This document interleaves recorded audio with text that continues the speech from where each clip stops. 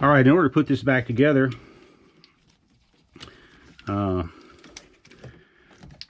this goes right up here into the slot, and then it clips into place. You hear it click.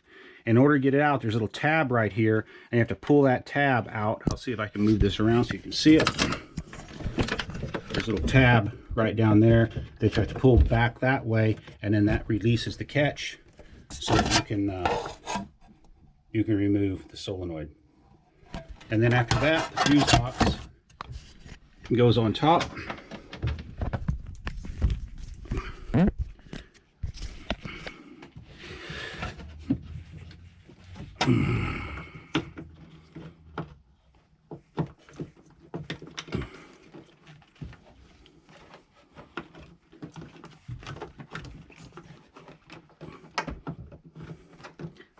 That snaps into place right there.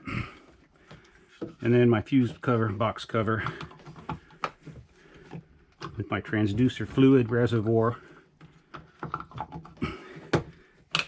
goes right there.